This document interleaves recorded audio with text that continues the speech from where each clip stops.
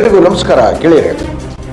ಈ ಬಾರಿಯ ವಿಷಯ ಅಧಿಕಾರಿಶಾಹಿ ದೊಡ್ಡದ, ಚುನಾಯಿತ ಪ್ರತಿನಿಧಿಗಳು ದೊಡ್ಡವರ. ಇದ್ರ ಬಗ್ಗೆ ನಾನು ಹೇಳಿದ್ದೇನೂ ಅಲ್ಲ. ಇದು ನಿನ್ನೆ ಬೆಳಗಾವಿಯೊಳಗೆ ಸತೀಶ್ ಜಾರಕಿಹೊಳಿ ಅವರು ಒಂದು ಮಾತಾಡ್ತಾ ಇದ್ದಾರೆ. ಸರ್ಕಾರಕ್ಕಿಂತ ಅಧಿಕಾರಿ ವರ್ಗದವರೇ ದೊಡ್ಡದು ಅಂತ, ಅವರೇ ಕಂಟ್ರೋಲು ಅಂತ. ಅಂದರೆ ಅವ್ರ ಅರ್ಥ ಏನಿತ್ತು ಅಂತ ಹೇಳಿದರೆ, ಈ ಅಧಿಕಾರಿ ವರ್ಗದವರು ಬಹಳಷ್ಟು ಅವರೇ ಬಲಿಷ್ಠರಾಗಿರ್ತಾರೆ ಅಂತ. ನೀವು ಬೇಕಾದ್ರೆ ನೋಡಿ, ಅವರು ಒಂದು ಲೆಟ್ರ್ ಕೊಟ್ಟರೆ ಹೇಳಿದ ತಕ್ಷಣ ಏನು ಕೆಲಸ ಆಗಬೇಕಂತೇನಿಲ್ಲ. ಇದ್ರ ಬಗ್ಗೆ ನನಗೆ ಅನಿಸಿದ್ದೇನಂತ ಹೇಳಿದ್ರೆ, ಈ ಕಳೆದ 30 ವರ್ಷ ಕೆಳಗೆ 35 ವರ್ಷ ಕೆಳಗೆ ನಾವೇ ರಸ್ತೆಯಲ್ಲಿ ನಿಂತ್ಕೊಂಡು ಬ್ಯೂರೋಕ್ರಸಿ ಭಯಂಕರ ಇದಾಗ್ತಿದೆ, ಸ್ಟ್ರೆಂತ್ ಆಗ್ತಿದೆ. ಅದು ಇವತ್ತು ಸರ್ಕಾರದ ಕೈಗಳಿಗೆ ಏನೂ ಇರೋದಿಲ್ಲ. ಸರ್ಕಾರ ಅನ್ನೋದನ್ನು ಒಂದು ರೂಪಿಸುತ್ತಷ್ಟೇ. ಒಂದು ಸರ್ಕಾರ ಒಂದು ಕಾರ್ಯಕ್ರಮವನ್ನು ರೂಪಿಸಿದರೆ ಅದನ್ನು ಹೇಳುತ್ತೆ, ಅದನ್ನು ಇಂಪ್ಲಿಮೆಂಟೇಷನ್ ಮಾಡಬೇಕಾಗಿರೋದು ಯಾರು ಅಂತ ಹೇಳಿದ್ರೆ ಮೇಲಿಂದ ಕೆಳಗೆ ಅಧಿಕಾರಿಗಳ ವರ್ಗದವರೇ ವಿನಃ ಶಾಸಕರಾಗಲಿ ಸಚಿವರಾಗಲಿ ಅಲ್ಲಿ ನಿಲ್ಕೊಳ್ಳಲ್ಲ. ಅಧಿಕಾರಿಗಳು ನೀನು ಬೈದ್ರಿ ಅಂತ ಇಟ್ಕೊಳ್ರಿ, ಅವ್ನು ತಲೆ ತೆಗಿಸ್ಕೊಂಡು ಹೋಗ್ತಾನೆ. ಯಾಕೆಂತೇಳಿದ್ರೆ ನಾನು ಜಿಲ್ಲಾ ಪಂಚಾಯತ್ ಮೀಟಿಂಗ್ಗಳಿಗೆ ಸುಮಾರು ಮೀಟಿಂಗ್ಗಳಲ್ಲಿ ನಾನು ಕೂತ್ಕೊಂಡಿದ್ದೀನಿ. ಜಿಲ್ಲಾ ಪಂಚಾಯತ್ ಮೀಟಿಂಗ್ಗಳ ಕೂತ್ಕೊಂಡಾಗ ಏನಾಗುತ್ತೆ ಅಂತ ಹೇಳಿದ್ರೆ, ಒಬ್ಬ ಅಧಿಕಾರಿಗೆ ಸಿಕ್ಕಾಬಟ್ಟೆ ಹೇಳ್ತಾರೆ, ಅವನು ತಲೆ ತೆಗಿಸ್ಕೊಂಡಿರ್ತಾರೆ ಅಷ್ಟೇ. ನೆಕ್ಸ್ಟು ಮೀಟಿಂಗ್ಗಳಿಗೆ ನೋಡಿದ್ರು ಅದೇ ಅಧಿಕಾರಿ ಕೂತಿರ್ತಾನೆ, ಅದೇ ಕತೆ ಹೇಳ್ತಿರ್ತಾನೆ ಅವನು. ಇದೇ ನಾನು ಹೇಳ್ದಂಥದ್ದಲ್ಲ, ಇದು ನಾನು ಕಣ್ಣಾರೆ ಕಂಡಿರೋಂಥ ಜಿಲ್ಲಾ ಪಂಚಾಯತ್ ಮೀಟಿಂಗ್ಗಳಲ್ಲೇ. ಇನ್ನು ದೊಡ್ಡ ದೊಡ್ಡ ಇದರಲ್ಲಿ ಹೆಂಗಿರುತ್ತೆ ಅಂದರೆ, ಇವರು ಕೆಳವರ್ಗದ ಅಧಿಕಾರಿಗಳು IAS ಆಫೀಸರ್ಸ್ಗಳಿಂದ ಹೆಂಗಿರ್ಬೋದು ಲೆಕ್ಕ ಹಾಕಿ. IAS ಆಫೀಸರ್ಸ್ಗಳು ಒಂದು ತೀರ್ಮಾನ ಮಾಡಿದರೆ ಅದನ್ನು ಏನು ಮಾಡಬೇಕು ಅಂಥೇಳಿ ಭಾಳ ನೀಟಾಗಿ ಪ್ಲ್ಯಾನ್ ಮಾಡಿಬಿಡ್ತಾರೆ. ಸರ್ಕಾರಕ್ಕೆ ಗೊತ್ತಿರುತ್ತೆ ಇದು ಏನು ಹೀಗೆ ಮಾಡ್ಬೇಕಂತೇಳಿ. ಆಮೇಲೆ ಇನ್ನೂ ಒಂದಿದೆ, ಸರ್ಕಾರದಲ್ಲಿಗಿಂತನೂ ಈ ಅಧಿಕಾರಿಗಳು ಯಾರನ್ನ ಒಬ್ಬರು ಒಳ್ಳೆ ಖಡಕ್ ಆಫೀಸರ್ ಬಂದುಬಿಟ್ರು ಅಂತ ಇಟ್ಕೊಳ್ರಿ. ಅವ್ನು ಖಡಕ್ ಆಫೀಸರ್ ಬರ್ತಿದ್ದಂಗೆ ಆತನ ಬಗ್ಗೆ ಏನು ನೋಡ್ಬೇಕಾಯ್ತು ಮೀಡಿಯಾದಲ್ಲಿ ಎಲ್ಲ ಕಡೆಗೂ. ಆತನಂಥ ವ್ಯಕ್ತಿತ್ವ ಉಳ್ಳಂಥ ಯಾರು ಅಧಿಕಾರಿಗಳೇ ಇಲ್ಲ. ಅದು ಆತ ಸರ್ಕಾರದ ಸೇವಕ, ಜನರ ಸೇವಕ ಆತ. ಆದರೆ ಆತ ಮಾಡಿದ ತಕ್ಷಣ ಈ ಥರ ಹೇಳೋದು. ಮತ್ತು ಅಥವಾ ಅಕಸ್ಮಾತ್ ಏನು ಯಾರಾದರೂ SP ಅವರು ಏನನ್ನು ಮಾಡಿಬಿಟ್ರೆ ಆತ ಸಾಂಗ್ಲಿಯನ್ ಅಂತ ಕರೆದು ಬಿಡೋದು.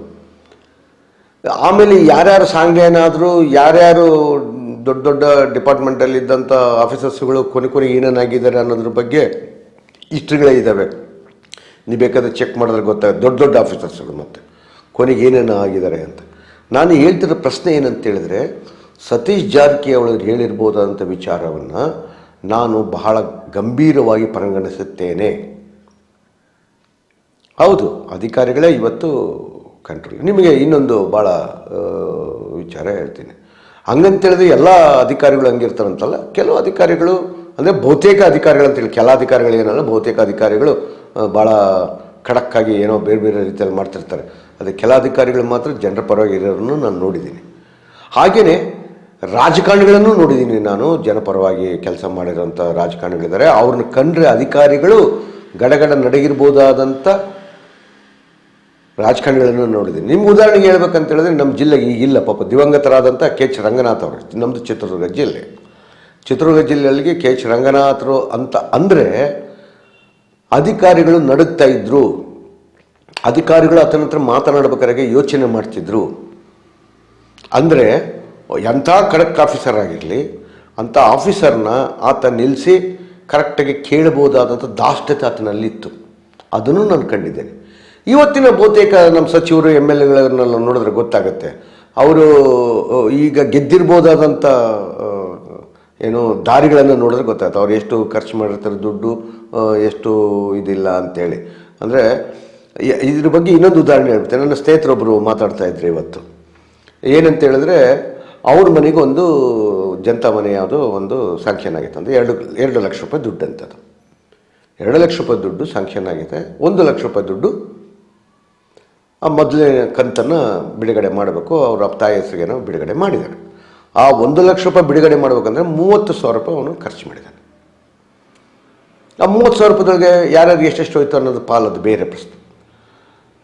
ಅವನು 70,000 ರೂಪಾಯಿ ಖರ್ಚು ಮಾಡ್ದ, ಮನೆಗೆ ಸುತ್ತಲೂ ಏನೋ ಪಾಯ ತೆಗೆಸಿದ್ರು, ಸ್ವಲ್ಪ ಕಲ್ಲು ಮಣ್ಣು ಹಾಕಿ ಸ್ವಲ್ಪ ಎಲ್ಲ ಇಟ್ಟರು. ಇನ್ನೊಂದು ಕಂತು ರಿಲೀಸ್ ಆಗೋಷ್ಟೊಟ್ಟಿಗೆ 2-3 ವರ್ಷ ಆಗೋಯ್ತು. ಅಲ್ಲಿಗೆ ಏನಾಯಿತು, ಆತ ಹಾಕಿದಂಥ ಈ ಇಟ್ಟಿಗೆ ಕಲ್ಲು ಮಣ್ಣು ಅಕ್ಕಪಕ್ಕದವರು ಹೊತ್ಕೊಂಡ್ರು ಹೋದರು, ಅಥವಾ ಮಳೆ ಬಂದು ಅದು ಹೋಯ್ತು. ಅಂದರೆ ಅಧಿಕಾರಿ ವರ್ಗದವರು ಹೆಂಗಿರ್ತಾರೆ ಅಂತ ಹೇಳಿದ್ರೆ, ಒಂದು ಸತಿ ಸ್ಯಾಂಕ್ಷನ್ ಆಯಿತು ಅಂತ ಹೇಳಿದ್ರೆ ಅದನ್ನು ಕಂಪ್ಲೀಟಾಗಿ ಮಾಡಬೇಕಾಗಿರೋದು ಯಾರು ಅಂದರೆ ಸರ್ಕಾರ ಒಂದು ರೂಪಿಸುತ್ತೆ. ಜನರಿಗೆ ಯಾವುದೇ ರೀತಿಯಾದಂಥ ಮನೆಗಳನ್ನು ಕಟ್ಟಬೇಕಾದ್ರೆ ಅವ್ರಿಗೆ ಕ್ಲಿಯರ್ಗೆ ಇರಲಿ, ಒಳ್ಳೆಯದಾಗಲಿ ಅನ್ನೋ ಆಲೋಚನೆ ಸರಿ ಇರುತ್ತೆ.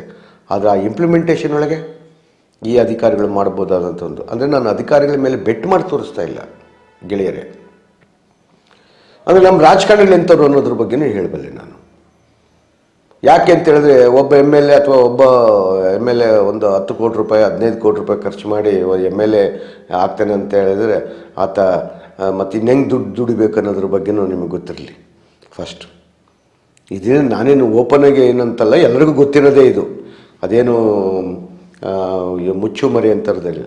ಅಂದರೆ ಒಬ್ಬ ಅಧಿಕಾರಿಗಳನ್ನು ಕಂಟ್ರೋಲ್ ಮಾಡಬೇಕು ಅನ್ನೋದಾದರೆ, ಒಬ್ಬ ಅಧಿಕಾರಿಗಳು ಕಂಟ್ರೋಲ್ ಮಾಡೋದಂತಲ್ಲ, ಅಧಿಕಾರಿಗಳು ಸರ್ಕಾರದ ಕೆಲಸವನ್ನು ನೀಟಾಗಿ ಇಂಪ್ಲಿಮೆಂಟೇಷನ್ ಮಾಡಬೇಕು ಅನ್ನೋದಾದರೆ ಅಧಿಕಾರಿಗಳು ಹೇಗಿರಬೇಕು, IAS ಅಧಿಕಾರಿಗಳು ಯಾವ ರೀತಿಯಾದಂಥ ಕಾರ್ಯಕ್ರಮವನ್ನು ರೂಪಿಸ್ತಾರೆ, ಇವತ್ತೆಲ್ಲ ಇಡೀ ಕಂಟ್ರೋಲ್ ಇರೋದೇ ಅವ್ರದ್ದೇ. ನಾವು ಬೇಕಾದ್ರೆ ಯಾವುದೇ ಸರ್ಕಾರ ಬರಲಿ ಬಿಡ್ರಿ, ಅದ್ರಾಗೇನು ಎರಡು ಮಾತಿಲ್ಲ.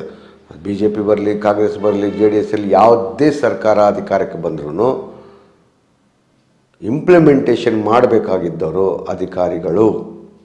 ಆ ಅಧಿಕಾರಿಗಳದ ಕೆಳ ಅಧಿಕಾರಿಯಿಂದ ಹಿಡಿದು ಮೇಲಧಿಕಾರಿವರೆಗೂ ನಾನು ಹೇಳ್ತಿರೋದು, ಆಯಿತಾ. ಅಂಥ ಈ ವಿಚಾರದಲ್ಲಿ ಅಧಿಕಾರಿಗಳನ್ನು ಕಂಟ್ರೋಲ್ ಮಾಡೋರು ಯಾರು? ರಾಜಕಾರಣಿಗಳೇ ಹಿಂಗಿದ್ಮೇಲೆ ಅವ್ರನ್ನ ಕಂಟ್ರೋಲ್ ಮಾಡೋರು ಯಾರು? ಇವತ್ತು ಯಾರಿಗೂ ಕಂಟ್ರೋಲ್ ಆಗ್ತಿಲ್ಲ. ಆದರೆ ಇದು ಸರಿನಾ? ಇದು ಹಿಂಗೆ ನಡ್ಕೊಂಡು ಹೋದರೆ ಹೆಂಗೆ ಅಂದರೆ, ಇವತ್ತು ಯಾವುದೇ ಕಾರ್ಯಕ್ರಮಗಳನ್ನು ನೀವು ರೂಪಿಸ್ಬೇಕಾದ್ರೆ ಅದ್ಭುತವಾಗಿ ರೂಪಿಸ್ತಾರೆ. ಸರ್ಕಾರಿ ಅಧಿಕಾರಿಗಳೂ ಅದಕ್ಕೆ ರೂಪಿಸೋದ್ರಲ್ಲಿ ಕೆಲಸ ಮಾಡ್ತಾರೆ. ಆದರೆ ಅದರ ಇಂಪ್ಲಿಮೆಂಟೇಷನ್ ಭಾಳ ತಲುಪೋದ್ರಲ್ಲಿ ಭಾಳ ಸಣ್ಣ ಪ್ರಮಾಣದಲ್ಲಿರುತ್ತೆ.